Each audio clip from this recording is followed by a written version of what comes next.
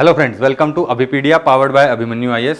तो जैसा कि आप सबको पता है कि अभिमन्यु आईएएस ने अपने ऑनलाइन प्लेटफॉर्म अभिपीडिया के थ्रू एक फ्री पीसीएस पंजाब पीसीएस के बच्चे जो तैयारी कर रहे हैं उनके लिए एक फ्री कोर्स स्टार्ट किया है।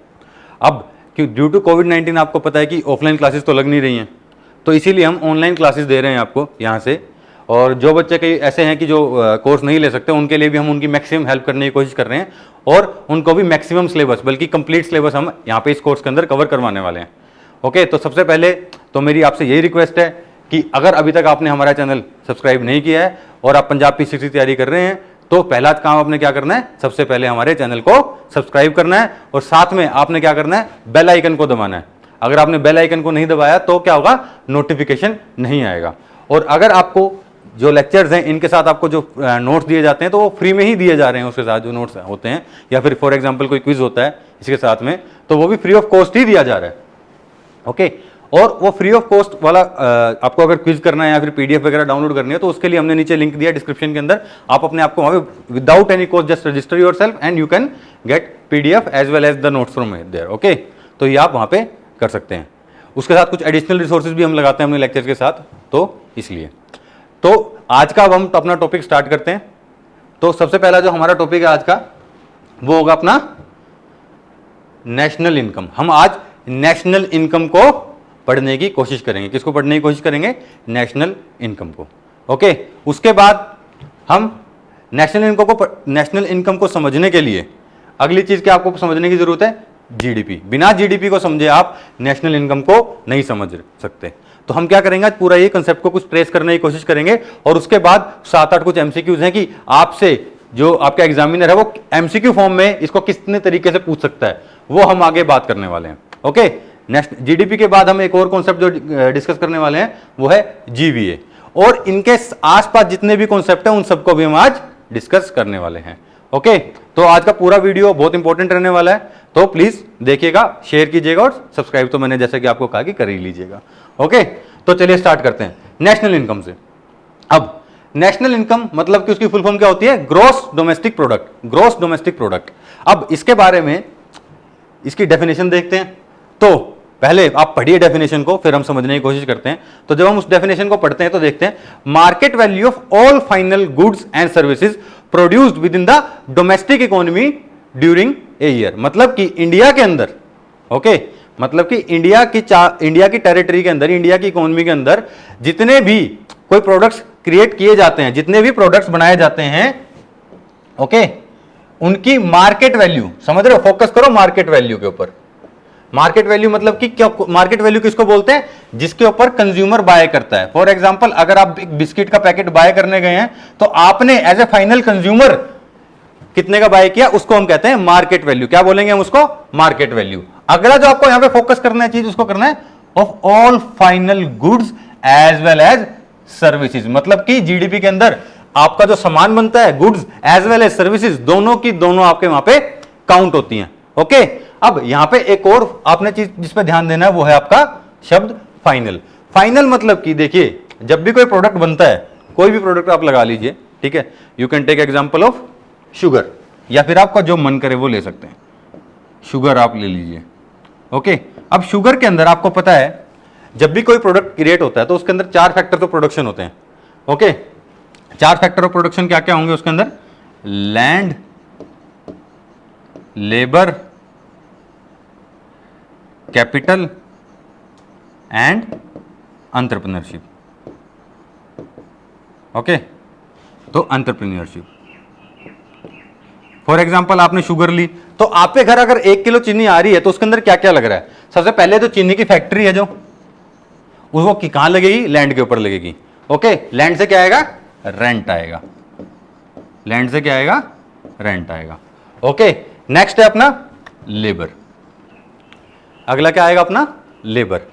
कि आपको ऑब्वियस सी बात है लेबर तो लगेगी। लेबर यहां पे 2 जगह यहां पे लगेगी। एक पहले कहां लगेगी? पहली आपकी लगेगी खेत में, जहां पे गन्ना उगता है।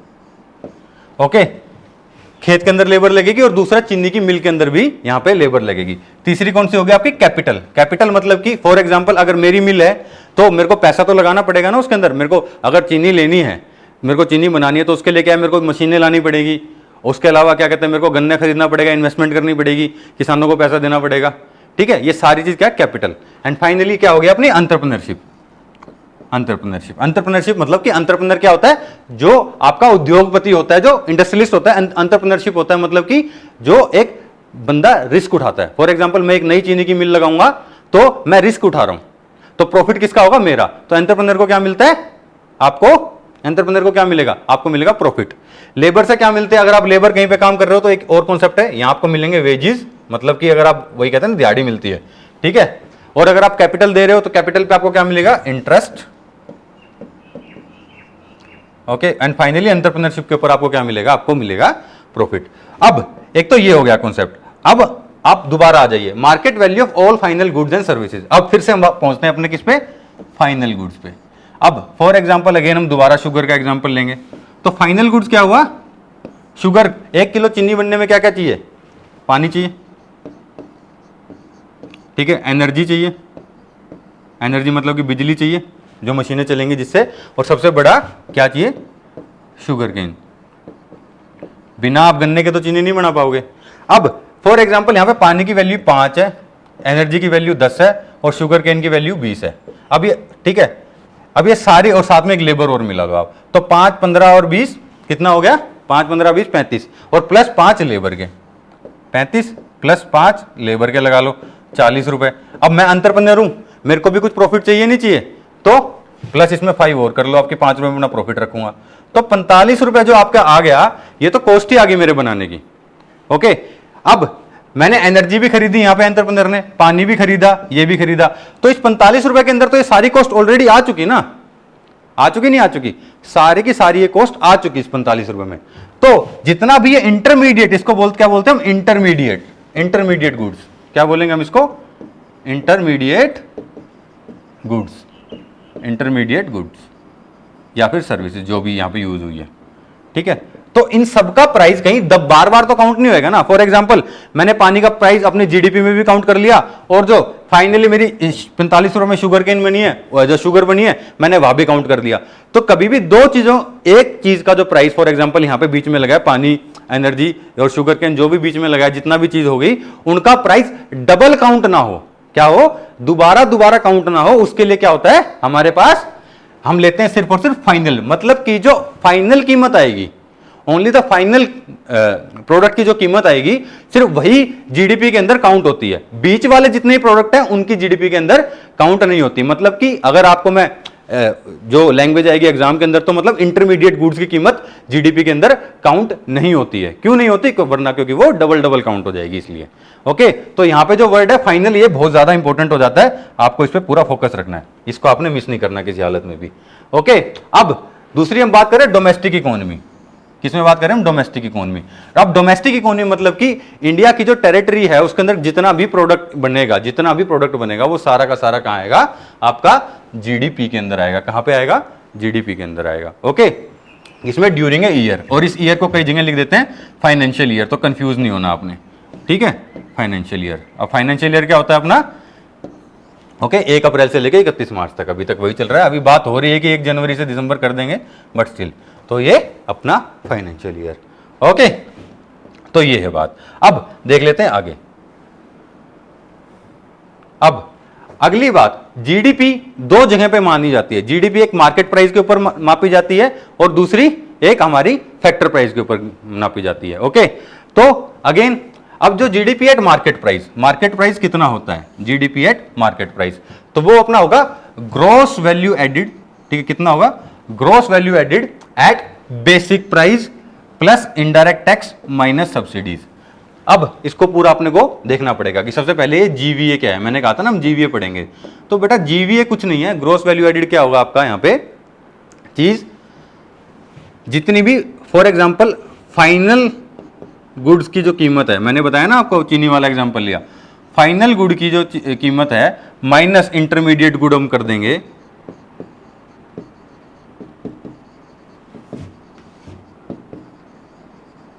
ठीक है, तो अपना कितना आ जाएगा, GVA, final good minus intermediate good. Okay, जितने भी बीच में लगे, फॉर एग्जांपल एक टायर, अगर 100 रुपए का टायर बना है, तो उसकी फाइनल कीमत कितनी होगी, मार्केट में 100 का मिल रहा है, 100 रुपए का टायर। अब उसके अंदर जो लैंड, लेबर, कैपिटल, रबड़ रुबड़ जो भी लगा है उस सबकी कीमत कितनी होगी, 75 रुपए। तो अगर हम एक टायर के फाइनल कीमत 100 रुपए और टायर के जो बीच में लगी है, सामान लगा है, उसको 75 रुपए में अगर माइनस कर देंगे तो कितना बचेगा आपका, 25 रुपए। क्या बचेगा आपका, 25 रुपए। तो जीवीए क्या हो गया आपका, 25 रुपए। ओके, तो मार्केट वैल्यू क्या होगी जीडीपी की, सबसे पहले ग्रोस वैल्यू एडिड, मतलब कि जो 25 रुपए हमने अभी निकाले वो, दूसरा एट बेसिक प्राइस, वही बेसिक प्राइस हमने निकाल लिया। इसके अंदर इनडायरेक्ट टैक्स ऐड हो जाता है मार्केट में, क्योंकि जब भी कोई चीज आती है, फॉर एग्जांपल अगर ये फोन भी है तो इसका जो फाइनल प्राइस जो कंपनी ने दिया होगा उसके अंदर टैक्स तो लगा ही होगा ना, हम टैक्स देके खरीद के लाते हैं। ओके, उसके ऊपर जो है जीएसटी लगता है, तो इस फोन के ऊपर जीएसटी तो लगा होगा। ओके, सिमिलरली ये कुछ भी आप प्रोडक्ट आप खरीदते हो तो until and unless that is exempted from the tax, वो कई बार वहां पे क्या होगा कि वो आपका वहां पे फाइनल मार्केट वैल्यू के अंदर आपका इनडायरेक्ट टैक्स आपका लगेगा। ठीक है, तो सबसे पहले जीवीए हमने ऐड कर दिया, उसके बाद इनडायरेक्ट टैक्स जो लगा प्रोडक्ट के ऊपर, एग्जांपल जीएसटी, मैक्सिमम चीजों के ऊपर आजकल जीएसटी ही लग रहा है, माइनस सब्सिडीज। अब कई चीजों की कीमत है जो कई चीज लोग सरकार क्या चाहती है कि वो गरीबों को ही मिले या फिर वो बहुत अच्छी चीज है और गवर्नमेंट उसका यूज प्रमोट करना चाहती है। फॉर एग्जाम्पल सोलर लाइटिंग, आप अगर अपने घर पे सोलर पैनल लगवा रहे हो तो आपको सब्सिडी मिलती नहीं मिलती, तो इसी तरीके से आपकी सब्सिडी मिल जाएगी आपको। तो इवेंचुअली आपका जीडीपी क्या बनेगा, GDP at market price is equal to gross value added at basic price plus indirect tax minus subsidies. Okay, मतलब कि जितनी भी मार्केट वैल्यू एक जीडीपी की बनी है, जीवीए बना है आपका, उसके अंदर उस वैल्यू का जीडीपी इनडायरेक्ट टैक्स है वो ऐड होगा और सब्सिडीज माइनस हो जाएंगी। ओके, अगर मैं for example we will go back to this phone, अगर ये फोन है तो इसके ऊपर मैंने इनडायरेक्ट टैक्स दिया और गवर्नमेंट इस फोन का जो प्राइस है, मतलब कि गवर्नमेंट चाहती है कि मैं लोग ज्यादा ये फोन खरीदें, तो वो मेरे को इसके ऊपर 100 रुपए की सब्सिडी दे देंगे, तो प्राइस में से कम नहीं हो जाएगा। फॉर एग्जांपल ये फोन अगर 5,000 रुपए का है, इसकी जो बेसिक वैल्यू थी वो 5,000 थी, तो इसमें टैक्स लग गया अराउंड 28% के हिसाब से, 30% के हिसाब से, तो कितना बनेगा, एक तो मेरी ये भी बहुत वीक है, तो मतलब 1,500 रुपए। ठीक है, और प्लस लेकिन गवर्नमेंट चाहते हैं कि मैं ये फोन खरीदूं और गवर्नमेंट ने मेरे को क्या कर दिया, 100 रुपए की सब्सिडी दे दी, तो मेरी फाइनल मार्केट वैल्यू कितनी बनी, ठीक है, 5,000 प्लस 15 6500 माइनस 100, तो मेरी फाइनल वैल्यू क्या बनेगी, जीडीपी मार्केट प्राइस पे क्या आएगा, 6400। ओके, और हम अज्यूम ये करेंगे पूरी इकोनॉमी के अंदर ये फोन ही बनता है बस। ओके, तो ये आपको ऑब्वियस ही बात है, समझ में आएगा होगा। चलिए अगली चीज देख लेते हैं, नेक्स्ट। अब जीडीपी के कुछ इंपॉर्टेंट फैक्ट्स आपको जो पता होने चाहिए, इंपॉर्टेंट फैक्ट। सबसे पहले इशू कौन करता है GDP, GDP national statistical office है जो हमारा, ministry of statistic and program implementation, वो करते हैं। Okay, ministry of stat and program implementation, वो उनके अंदर आता है, नेशनल स्टैटिस्टिकल ऑफिस, वो इसको इशू करते हैं। ओके, कब कब करते हैं, क्वार्टरली करते हैं। ओके, जीडीपी हमारी क्वार्टरली आती है, किस पे, करंट प्राइजेस के ऊपर और कांस्टेंट प्राइजेस के ऊपर। करंट प्राइस मतलब कितना कि टोटल अभी कितनी वैल्यू है, और कांस्टेंट प्राइस मतलब कि बेस प्राइस, मतलब बेस से, कि फॉर एग्जांपल यहां पे क्या है अपना, जैसे कि बताया इन्होंने बेस, तो अपना बेस अभी क्या चल रहा है जीडीपी का, बेस ईयर क्या चल रहा है, 2011-12, तो फॉर एग्जांपल हमारी जीडीपी अगर पहले 10,000 रुपए थी 2011 में, 10,000 थी, और अब वो बढ़ के 12,000 हो गई है, तो उसके हिसाब से वो देखते हैं।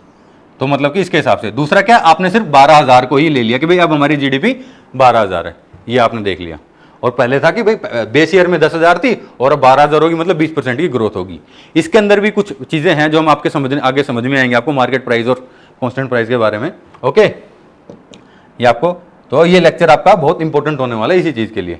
ओके, अब तीसरी जो फैक्ट आपको पता होना चाहिए कि कब करता है, are release on the last working day, कब होता है, last working day after 2 months of, okay, of the end of the quarter, मतलब कि जब क्वार्टर खत्म होता है उसके 2 महीने के बाद ये यहां पे आपको करवाते हैं, 2 महीने के बाद करवाते हैं। कितने महीने के बाद, 2 महीने के बाद।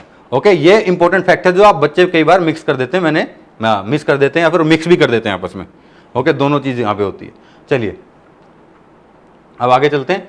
अब सबसे पहले आपको बात करनी पड़ेगी नॉमिनल जीडीपी की। आखिर नॉमिनल जीडीपी क्या होती है, जीडीपी के भी टाइप होते हैं, एक रियल जीडीपी होती है, एक नॉमिनल जीडीपी होती है। तो आखिर नॉमिनल जीडीपी क्या है। ओके, तो सबसे पहले GDP at current prices, current prices is called as nominal GDP, आपने याद रखना है। करंट प्राइसेस के ऊपर, कांस्टेंट प्राइस और करंट प्राइस देखा था ना हमने, करंट प्राइसेस के ऊपर या फिर मार्केट प्राइसेस के ऊपर जो करंट चल रहे हैं उसके ऊपर जो जीडीपी होती है उसको हम क्या कहते हैं, नॉमिनल जीडीपी। नेक्स्ट, क्यों क्यों प्रॉब्लम क्या है इसके साथ, नॉमिनल जीडीपी के साथ? It does not show the true picture of the economy, economic growth. For example, यहां पे अभी मैं आपको बताऊंगा एग्जाम्पल के साथ, पहले पढ़ लेते हैं। Growth of a country has any increase in the nominal GDP might be due to rise in the price level without any changing in the physical output. अब यहां पे आपको एक बहुत इंपॉर्टेंट आपको कॉन्सेप्ट समझ में आ गया। फॉर एग्जाम्पल, एक हमारी इकोनॉमी है XYZ, आप एक कोई देश है, इसकी इकोनॉमी XYZ नाम का देश है, ओके, कंट्री का नाम है उसका XYZ, कोई भी ले सकते हैं, इसमें कोई भी अजम्पशन वाली हम बात कर रहे हैं, यहाँ पे XYZ कंट्री है। अब इसने क्या किया है, XYZ कंट्री के अंदर 2011 के अंदर, कितने में, 2011 में 10 पेन बन रहे थे, पेन 10 पेन बन रहे थे और कुछ नहीं बन रहा था। और एक पेन की कीमत क्या थी फाइनल मार्केट, 10 रुपए। कितनी थी, 10 रुपए। तो 2011 में इसकी इकोनॉमी कितनी होगी, कितनी होगी बताओ, 10 पेन की 100। तो मतलब कि 2011 में XYZ जो हमारी कंट्री है उसकी जो जीडीपी थी वो थी कितनी, 100 थी। ओके, अब 2000 आ गया 20, अब क्या आ गया अपना 2020। अब 2020 के अंदर भी ये कंट्री 10 पेन ही बनाती है, 10 पेन्स, 10 पेन बनाए इसने। लेकिन क्या हो गया कि अब पेन का प्राइस बढ़ के 20 रुपए हो गया, अब 20 हो गया। तो अब मल्टीप्लाई करेंगे तो कितना हो गया, अब 10 पेन बना रही थी पहले 100 रुपए इसकी थी, अब कितनी हो जाएगी इसकी, 200 रुपए। तो देखने वाले को तो ये लगेगा कि यार बड़ी तगड़ी जीडीपी है इनकी, तो बड़ी तगड़ी इकोनॉमिक ग्रोथ है इनकी। 2011 के अंदर तो इनके 10 पेन थे, ओके, सॉरी 2011 के अंदर ये 100 थे, अब 200 हो गए, 10 साल में तो इनकी डबल होगी इकोनॉमी, बड़ा तगड़ा है। लेकिन क्या ये सच है, नहीं, बिल्कुल सच नहीं है। क्यों, इनकी इकोनॉमी 1% भी ग्रो नहीं हुई है, इनकी इकोनॉमी 1% भी ग्रो नहीं हुई है। क्यों, क्योंकि पहले भी ये 10 पेन ही बना रहे थे और अब भी ये 10 पेन ही बना रहे हैं। समझ रहे हो बात?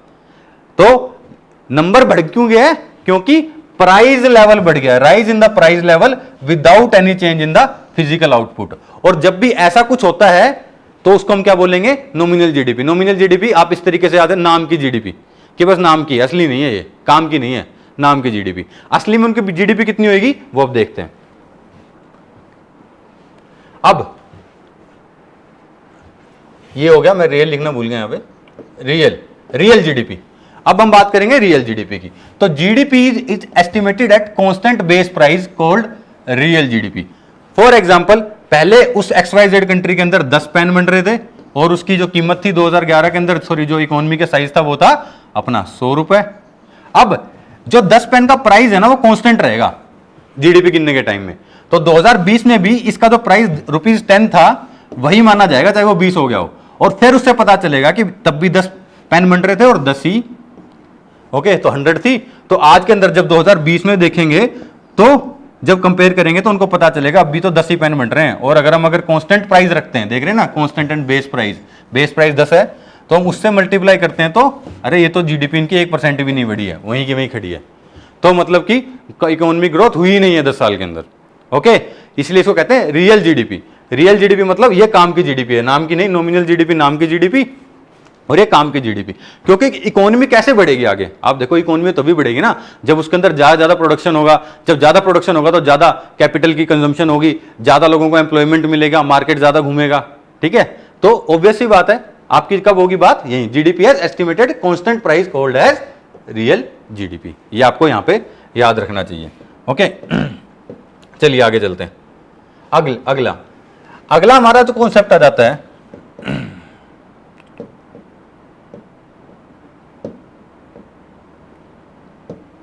नेक्स्ट हमारा जो कॉन्सेप्ट आ जाता है वो है ग्रॉस नेशनल प्रोडक्ट।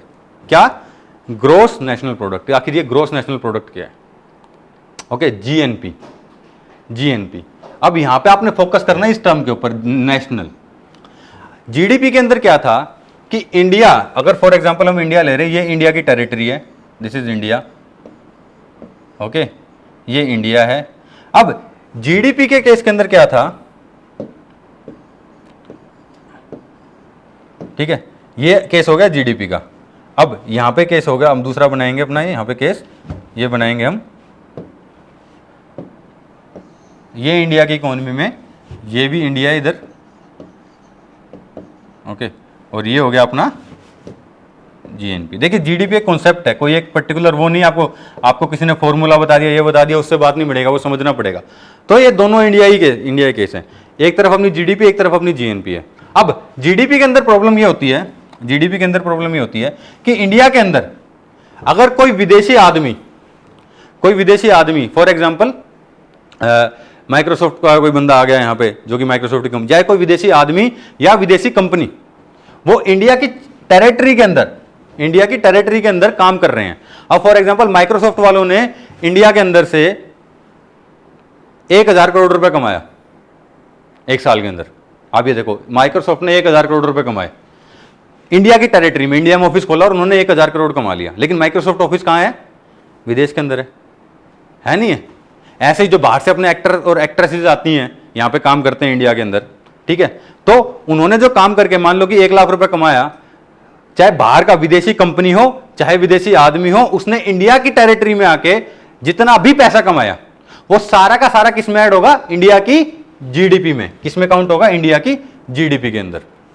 ओके, मतलब कि कोई भी कहीं पे भी काम, अगर इंडिया की टेरिटरी में जितना भी, चाहे इंडिया का कोई सिटीजन बना रहा है या फिर रेजिडेंट, यहां पे सिटीजन वर्ड यूज नहीं होता, रेजिडेंट, इंडिया का रेजिडेंट बना रहा है, बाहर का रेजिडेंट बना रहा है, तो चाहे कोई भी हो, वो जितना भी काम करेगा, कुछ भी बनाएगा, सबका सब कहां पे काउंट होगा? अपनी जीडीपी के अंदर।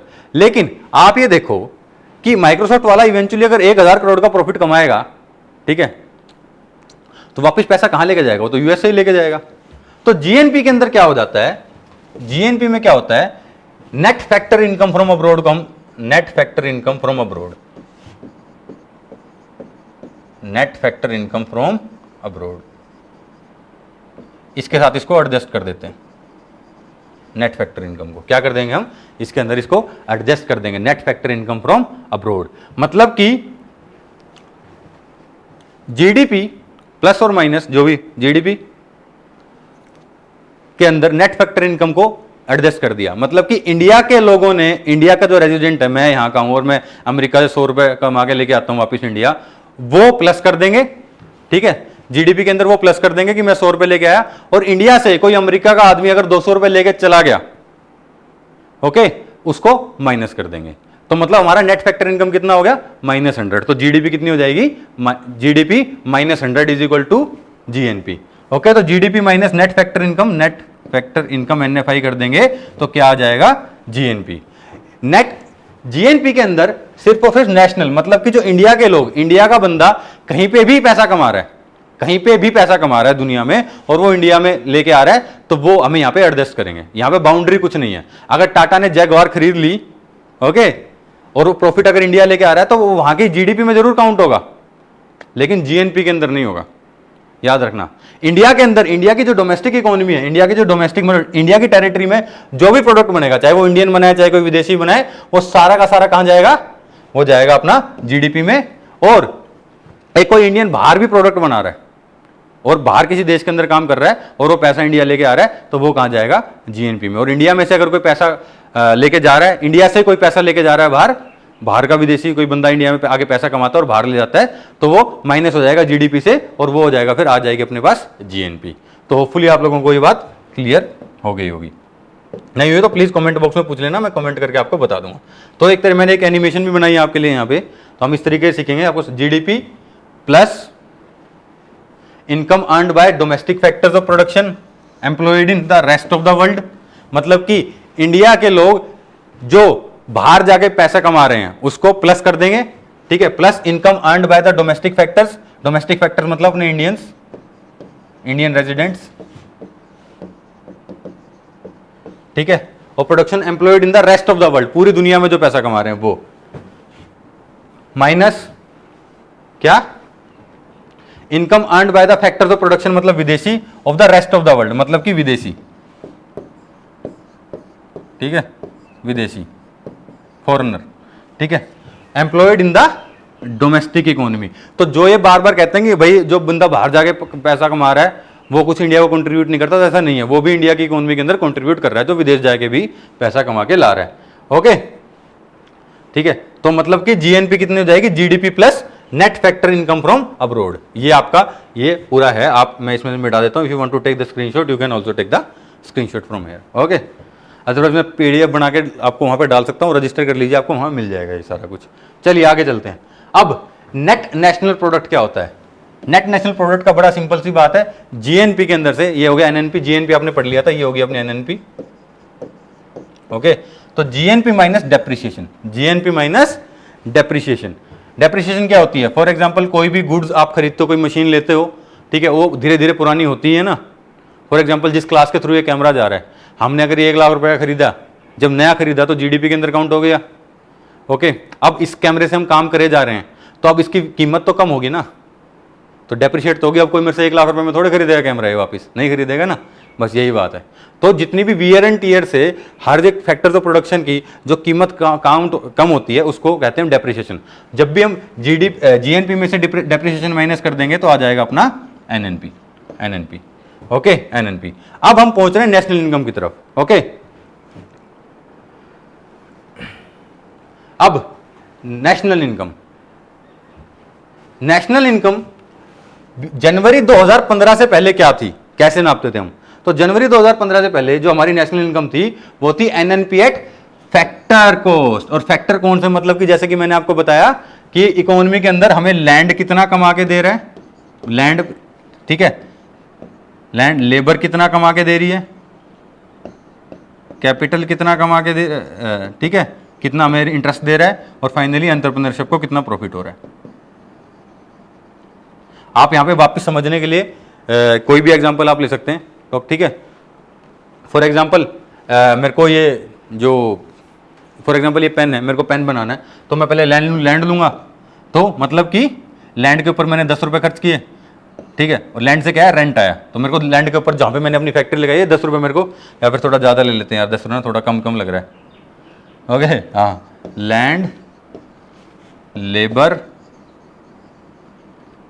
Capital and entrepreneurship.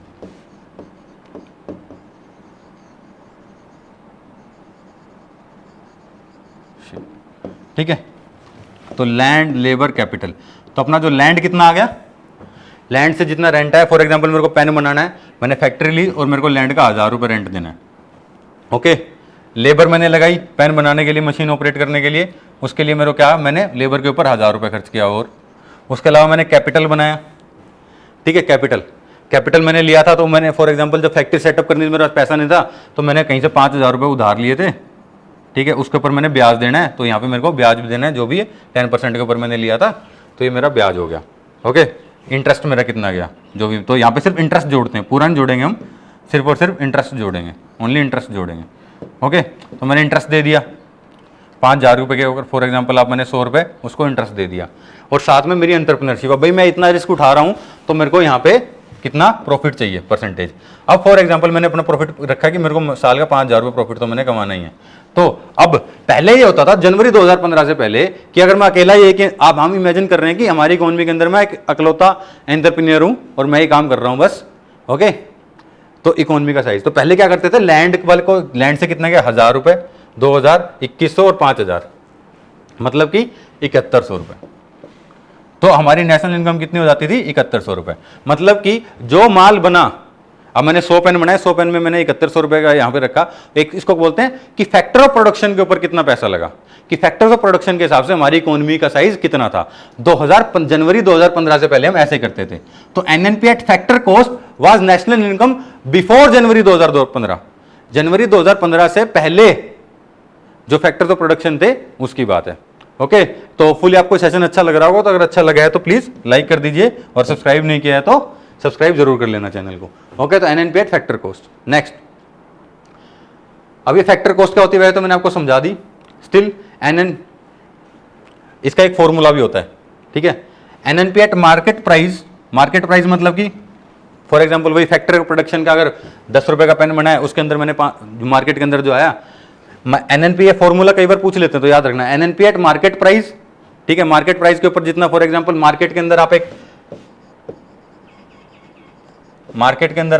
एक नोटबुक लेने गए और अब वो नोटबुक थी 20 रुपए की, ठीक है, उसके ऊपर, ठीक है। तो ये 20 रुपए में क्या था, एक तो फैक्टर ऑफ प्रोडक्शन थे, बेसिक प्राइस जो भाई सबने लेना ही है, प्लस इसके 20 रुपए के अंदर कुछ इनडायरेक्ट टैक्स भी जुड़ा हुआ था। क्या जुड़ा हुआ था, इनडायरेक्ट टैक्स। और हो सकता है कि नोटबुक अच्छी चीज है, सरकार ने कुछ सब्सिडी हो, तो सब्सिडी का प्राइस यहाँ पे माइनस हुआ था, मैंने आपको जो पहले बताया। तो मार्केट प्राइस का जो एनएनपी एट फैक्टर कॉस्ट आती है उसमें आता है NNP eight market price minus indirect taxes plus subsidies. Okay, इस तरीके से आपको ये समझना पड़ेगा इसको, इस तरीके की जब भी कोई चीज हम फैक्टर कॉस्ट पे आपको कोई चीज निकालनी है, फॉर एग्जांपल अगर इस पेन का अगेन सॉरी अगर इस जो अपना फोन है इसका आपने फैक्टर कॉस्ट निकालनी है आपने इसकी, तो क्या करना पड़ेगा, मैंने जितने का खरीदा फोन उसमें से मैंने टैक्स कितना दिया और सरकार से मैंने सब्सिडी कितनी ली, अगर मैं ये सब माइनस कर दूंगा तो क्या आ जाएगा, फैक्टर कॉस्ट। अगर मैंने 50,000 रुपए का लिया तो उसमें से मैं कितना मैंने इसमें टैक्स दिया, बिल में देख लो, और अगर सरकार ने कोई सब्सिडी दी है तो उसको मैं प्लस कर दूं उसके अंदर, तो ये आ जाएगा कि फैक्टर कॉस्ट कितना है। आपको चाहे किसी भी चीज का फैक्टर कॉस्ट ऐसे निकाल सकते हो, ठीक है, आप जूता खरीदो, चप्पल खरीदो, आप अगर पक्का बिल लेते हो तो उसमें मेंशन होता है किस पे कितनी सब्सिडी है और कितना इसके ऊपर वो है। मैक्सिमम टाइम में सब्सिडी जीरो ही रहती है, तो प्लस माइनस नहीं होती। तो डायरेक्ट टैक्स इनडायरेक्ट टैक्स जो आप पे लगता है, सॉरी इनडायरेक्ट टैक्स जो लगेगा जीएसटी, वो आप वहां पे देख लो। ओके, तो जैसे आपने जीएसटी और सारे टैक्सेस माइनस कर दिए वैसे ही आपका यहां पे आ गया आपका फैक्टर कॉस्ट आ गया। क्या आपका फैक्टर कॉस्ट आ गया। चलो आगे बढ़ते हैं। अब जनवरी 2015 से क्या हुआ, जनवरी 2015 से NNP eight market price is bill with the national income, NNP eight market price bill with the national income. Okay, मतलब कि पहले ये चीज होती थी फैक्टर प्राइस के ऊपर, अब जा रही है वो मार्केट प्राइस के ऊपर। Okay, NNP eight market price. चलो अभी इसके बाद तो क्वेश्चंस आ जाएंगे, मैं आपको बताऊंगा अभी एनएनपी एट मार्केट प्राइस। अब एनएनपी एट मार्केट प्राइस है जो यहां पे देखिए, एनएनपी एट मार्केट प्राइस है जो, ओके। अब एक और मैं आपको एक तरीके से, मैं बहुत सारे एग्जांपल दे चुका, अब मैं मेरा अभी माइंड में एक और तरीका हम लेते हैं कि फैक्टर कॉस्ट और इसको समझने की क्या है। फॉर एग्जांपल आप शॉपर स्टॉप गए और शॉपर स्टॉप से आपने खरीद लिए जूते, ठीक है, इस जूते की कीमत है 1280 रुपए, शूज आपने लिए इसकी कीमत है 1280 रुपए। तो आप देखेंगे कि यहाँ तो उसका नाम लिखा होगा पूरा कि भाई शॉपर स्टॉप है, ठीक है, कि ये शॉपर स्टॉप है नहीं है। आपने जूते के यहाँ पे टोटल लिखा होगा नीचे, यहाँ पे कितना आ जाएगा, टोटल आ जाएगा कि आपने 1280 रुपए दिए थे उस जूते के, ठीक है। लेकिन आप बिल के यहाँ पे देखना, आप बिल के यहाँ पे क्या है, यहाँ पे लिखा रहेगा प्राइस ऑफ शूज, वो मान लो कि 1200 हो गया, और यहाँ नीचे मेंशन होगा छोटा छोटा जीएसटी वगैरह, तो इस पे आपने 80 रुपए जीएसटी दे दिया, तो ऐसे टोटल करके कितना बना ये 1280। अब देखिए जो ये 1200 है ना, जो प्राइस लिखा हुआ है ये है पहले जो इनकम, जब पहले हम नेशनल इनकम काउंट किया करते तो वो किस पे किया करते हम काउंट, हम ये 1200 रुपए को ही जोड़ा करते, इस 80 रुपए को हम निकाल दिया करते जो टैक्स में आ गया, क्योंकि वो ऑलरेडी टैक्स में आ गया। लेकिन नाउ गवर्नमेंट हैज चेंज, और इसके ऊपर काफी बहस भी हुई थी कि गवर्नमेंट अपना डाटा फॉल्सिफाई कर रही है, आपको पता ही है उस वक्त। तो अब क्या कर रहे हैं गवर्नमेंट, पहले सिर्फ ये 1200 रुपए लेती थी गवर्नमेंट नेशनल इनकम के अंदर, अब वो पूरा 1280 रुपए को कंसीडर करती है, कि पूरा 1280 रुपए को कंसीडर करेगी वो, ओके, जब वो नेशनल इनकम गिन रही है। ये चेंज कब हुआ है, जनवरी 2015 से ये चेंज हुआ है। तो ओके, तो अब क्या आपकी नेशनल इनकम है, NNP eight market price is now your national income. Okay, ठीक है, तो होपफुली आपको समझ में आ गया होगा कि नेशनल इनकम का हमारा कॉन्सेप्ट। अगर आपको कोई भी डाउट हो तो please ask in the comment box, okay, and do share and subscribe our channel. चलिए अब क्या करना है, अब हम इसके कुछ एमसीक्यू करने वाले हैं, अब हम इसके कुछ एमसीक्यू करने वाले हैं, ओके। अब पहला एमसीक्यू हमारा, the term national income represents GNP at market price minus depreciation, GNP at market price minus depreciation plus net factor income from abroad, ठीक है। C GNP at market price minus depreciation and indirect taxes minus depreciation at and indirect taxes plus subsidies, D GNP at market prices minus net factor income from abroad. ये आपको यहाँ पे answer देना है। तो please comment box के अंदर, आप चैट बॉक्स के अंदर फटाफट आंसर देना स्टार्ट कर दीजिए अपने ABCD के अंदर। फिर हम बात, एक मैं 10 सेकंड ले रहा हूँ, 10 सेकंड के बाद मैं आपको बताऊंगा कि इसका आंसर क्या होने वाला है और जो आंसर है वो क्यों है, आपको पूरा समझ में आ जाएगा। ओके, चलिए, तो पहली चीज आपने अब आप लोगों ने आंसर कर दिया है। अब देखिए आंसर है इसका C, GNP at market price minus depreciation and indirect taxes plus subsidies. अब ये देखो सिंपल सी बात जो हमने पढ़ी थी वही कह रहा है। जीएनपी हमें जब भी नेशनल इनकम लेके आनी पड़ती है तो पहली चीज हमें क्या देखनी पड़ती है, एनएनपी। ओके, क्या लानी पड़ती है हमें, एनएनपी लानी पड़ती है। ओके, तो GNP at market price minus depreciation and indirect taxes plus subsidies. अब ये जो मैं नेशनल इनकम आपको बता रहा हूं, ये यूपीएससी के अंदर क्वेश्चन पूछा था, लेकिन ये 2015 से पहले पूछा था। तो ये जो आंसर मैं आपको बता रहा हूं ये फैक्टर कॉस्ट के ऊपर बता रहा हूं। किस पे बता रहा हूं आपको? फैक्टर कॉस्ट के ऊपर। तो जीएनपी एट मार्केट प्राइस में से जब हमने डेप्रिसिएशन को माइनस कर लिया, ठीक है, जब हमने मार्केट प्राइस के अंदर माइनस कर लिया डेप्रिसिएशन को, तो क्या आ गया अपना एनएनपी आ गया। क्या आ गया? इतने में हमारा कितना आ गया? अपना एनएनपी आ गया। एनएनपी आ गया। एनएनपी के अंदर से हमने माइनस इनडायरेक्ट टैक्सेस भी कर दिए, इनडायरेक्ट टैक्सेस भी कर दिए, ओके, और उसके बाद प्लस सब्सिडीज भी कर दी, ओके। तो ये अपना क्या आ जाएगा? फैक्टर कॉस्ट आ जाएगा। फैक्टर कॉस्ट के ऊपर अगर नेशनल इनकम होगी तो अगला क्वेश्चन ये आपसे पूछा जा सकता है, अब जो नेशनल इनकम है जो कि मार्केट प्राइस के ऊपर है, तो उसका क्या बनेगा आपका? ठीक है, तो इसके अंदर जितने भी यहां पे हैं कॉन्सेप्ट, इसके अंदर ये मैंने आपको बताया फैक्टर कॉस्ट के ऊपर। चलिए आगे हम मार्केट प्राइस वाला भी कॉन्सेप्ट करवाएंगे आपको एमसीक्यूज के थ्रू। तो ये देखिए किस किस तरीके से यूपीएससी आपसे, ठीक है, या फिर कोई और आप जहां भी आप दे रहे हैं, चाहे स्टेट का पेपर दे रहे हैं या फिर क्या कहते हैं कोई और बैंक वगैरह का एग्जाम है, वहां भी आता रहता है। तो ये किस तरीके से यहाँ पे पूछा जाता है। चलिए नेक्स्ट अपना the national income of a country given in period is equal to, एक नेशनल इनकम है जो एक कंट्री के अंदर एक गिवन पीरियड में किसको बोलते हैं? पहला ऑप्शन है आपका total value of goods and services produced by the national, दूसरा है sum of total consumption and investment expenditure, C है sum of personal income of all individuals, and D है money value of all final goods and services produced. Okay, तो फटाफट answer दीजिए। Total value of goods and services produced by the nationals, second है B sum of the total consumption and investment expenditure, ठीक है, C sum of the personal income of all individuals, and D money value of final goods and services produced. Okay, तो जैसा कि आप लोगों को पता चली गया होगा आंसर क्या है इसका? D is the correct answer. कौन सा अपना? D, money value of all final goods and services produce. मैंने आपको बताया था ना मार्केट वैल्यू, मार्केट वैल्यू मतलब कि मनी वैल्यू। अगला term final goods and services, कि only final goods and services को हम यहाँ पे नेशनल इनकम के अंदर काउंट करते हैं। ओके, चलिए देखते हैं अगला क्वेश्चन। अगला question, the GDP is called gross. बिल्कुल इजी क्वेश्चन है, बिल्कुल इजी क्वेश्चन है, ठीक है। जीडी बस आप लोगों से किस किस तरीके से पूछा जा सकता है वो करवाने के लिए मैं क्वेश्चन यहां पे करवा रहा हूं। जीडीपी इज कॉल्ड ग्रोस, ठीक है, in its computation because its computation does not exclude, क्या एक्सक्लूड नहीं करती है? पहला डेप्रिसिएशन ऑफ द कैपिटल, दूसरा subsidies of the consumption of the goods, third है earnings of the foreign factors in the host country, and D impact of price. Okay, तो GDP में gross क्यों कहते हैं उसको? तो आपको पता है बहुत इजी क्वेश्चन है, फटाफट आप लोग चैट बॉक्स के अंदर जवाब देते रहिए। ओके, तो आंसर क्या होगा इसका? ऑब्वियसली बात है, आंसर इसका A will be the correct answer. Depreciation of the capital मतलब कि जितने भी आपने पैसा लगाया उसका जो वियर एंड टियर होता है, मैंने देखी हम बताया भी, consumption of the capital in production process. जब हम प्रोडक्ट प्रोड्यूस करते हैं, जब आप कोई नई मशीन लेते हो, अगेन मैंने आपको पहले भी आप वही एग्जाम्पल ले लीजिए कैमरे का, कि कैमरा जब मैंने नया लिया था, अब मुझसे इतनी सारी क्लासेस दे चुका हूं, तो क्या उसी पे खरीद लेगा कोई मेरे से जितने का प्राइस मैंने लिया था? नहीं, डेप्रिशिएट होगी वैल्यू। तो जब हम डेप्रिशिएशन को माइनस कर देते हैं तो वो क्या बन जाता है? जीडीपी हमारे पास बन जाता है।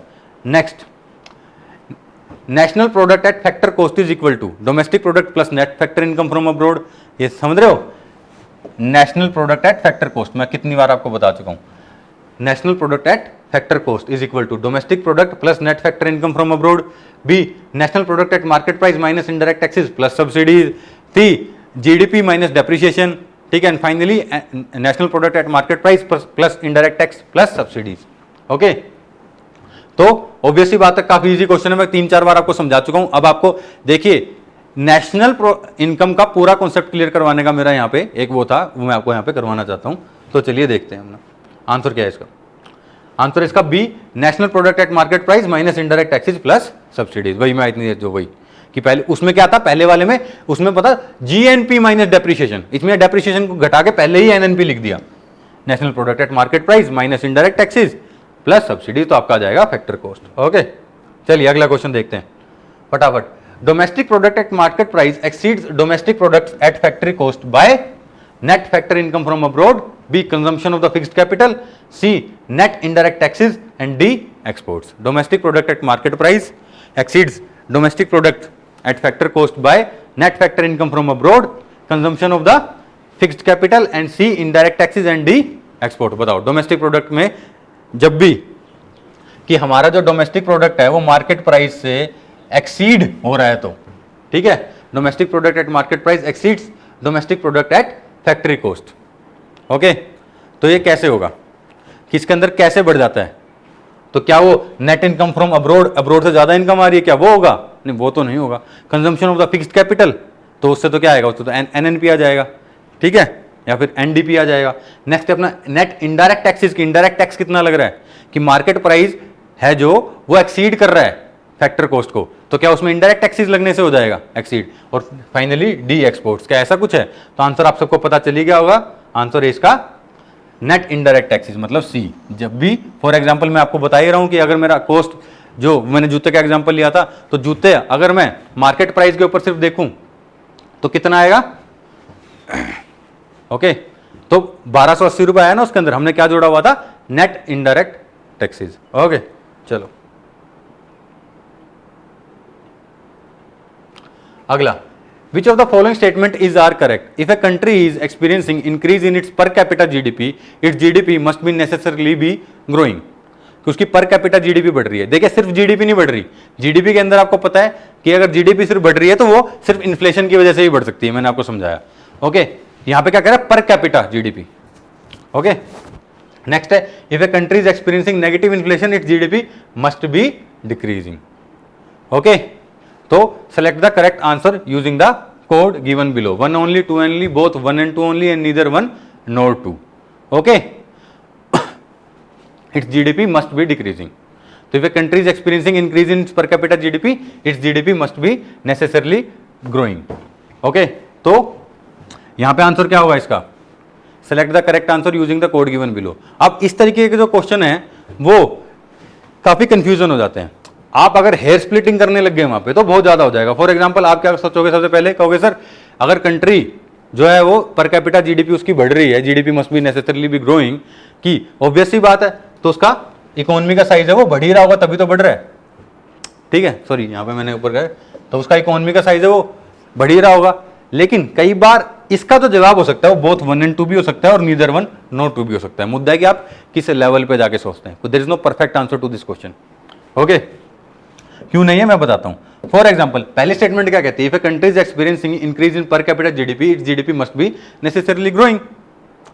अब फॉर एग्जांपल पर कैपिटा मतलब कि जीडीपी के पॉपुलेशन के हिसाब से। फॉर एग्जांपल भाई 2011 के अंदर मेरी जीडीपी थी 100 रुपए और मेरी जो पॉपुलेशन थी कितनी थी, पॉपुलेशन थी कितनी आपकी 10 लोगों की, तो आपकी पर कैपिटा जीडीपी कितनी होगी, आगे 10 रुपए, अगेन 100/10 होगी। अब आपने कुछ भी नहीं किया, कुछ भी नहीं किया, अब कुछ इस तरीके से हो गया कि 2011 से 2012 आ गया और इन्फ्लेशन होगी, ठीक है, और इन्फ्लेशन की वजह से कुछ आपने कुछ फैक्टर्स नहीं बढ़ाए प्रोडक्शन के, आपकी सिर्फ इन्फ्लेशन होगी और इन्फ्लेशन की वजह से आपकी जीडीपी होगी 120 रुपए। कितनी होगी, 120 रुपए। और यहाँ पे बाय और पॉपुलेशन आपका, आप सोचो कि ना कोई पैदा हुआ एक साल में और ना ही कोई मरा, अगर आप इस सेंस में जाओगे तो इसकी जीडीपी कितनी 12 होगी। तो मतलब कि if a country is experiencing increase in पर capita GDP it's GDP must B necessarily be growing. अगर उसकी पर कैपिटा जीडीपी बढ़ रही है तो वो बढ़ता ही रहेगा। ओके, तो यहां पे उसकी पर कैपिटा, तो क्या उसकी जीडीपी रियल में बढ़ी, यहां पे नहीं, रियल में नहीं बढ़ी, लेकिन यहां पे उसने बताया ही नहीं भाई ने कि भैया रियल जीडीपी पूछ रहा है या फिर नॉमिनल जीडीपी पूछ रहा है। ओके, लेकिन उन्होंने एक और वर्ड यहां पे यूज किया, वो है नेसेसरली भी। अगर हम इस नेसेसरली वर्ड के ऊपर जाएं तो ये स्टेटमेंट गलत हो जाती है, क्योंकि there are n numbers of scenarios जहां पे सिर्फ इन्फ्लेशन के बढ़ने से या फिर इन्फ्लेशन के डाउन होने से, ओके, पर कैपिटा जीडीपी बढ़ सकती है सिर्फ इन्फ्लेशन से, वैसे नहीं बढ़ेगी। तो और कई बार क्या होता है कि आपकी पर कैपिटा जीडीपी जो कि है वो सिर्फ इसलिए घट सकती है कि आपके 2 लोग मर गए। फॉर एग्जाम्पल 2011 के अंदर भी आपकी 100 ही आपकी थी नेशनल जीडीपी, 2012 में भी आपकी 100 ही जीडीपी थी और आपके पहले 10 लोग थे, 10 में से 2 मर गए, तो अब 100/8 हो जाएगा, पहले 100/10 था, तो ऑब्वियसली बात है बढ़ गई ना आपकी जीडीपी, पर कैपिटा जीडीपी। तो इसीलिए इस नेसेसरली वर्ड की वजह से ये स्टेटमेंट आपकी यहाँ पे गलत हो जाती है। ओके, चलिए next, if a country is experiencing negative inflation its GDP must be decreasing. Negative inflation ये भी, अगर फॉर एग्जांपल यहां भी मैं आपको बता देता हूं कि एक जीडीपी 10 पेन बना रही है एक कंट्री 2011 के अंदर और वो 100 उसने 10 पेन बनाए हैं उसने, एक पेन 10 रुपए का था, एक पेन की कीमत कितनी 10 रुपए, तो 10 × 10 कितने हो गए 100 रुपीज़ की उनकी जीडीपी थी, बस यही करते थे वो। अब हुआ ये, अब जीडीपी का साइज कितना हो गया ये, अब कल को क्या हो गया, अगले साल 20 तो आ गई यहाँ पे कीमत किसकी, 20 पेन बनाने लग गए वो, और जिसकी वजह से जो इन्फ्लेशन है लेकिन वो कम होगी और पेन की जो कीमत है वो अब टोटल जीडीपी कितनी होगी 160 रुपए होगी, कितनी होगी 160 होगी। तो इसका आंसर क्या आ जाएगा आपके पास, ठीक है। जरूरी नहीं है, if a country is experiencing negative inflation its GDP must be decreasing, जहां भी मस्ट आ गया नेसेसरली आ गया, इसकी वजह से ये स्टेटमेंट ये भी गलत हो जाती है। ओके, तो कैसा लगा आप लोगों को सेशन, अगर अच्छा लगा हो तो प्लीज लाइक शेयर, और आपको अगर ये नोट्स वगैरह सब चाहिए तो please do subscribe and do register yourself on our portal. Okay, so have a very nice day and thank you very much. फिर से एक बार कह रहा हूँ, सब्सक्राइब करना ना भूलें। ओके, चलिए, थैंक यू वेरी मच।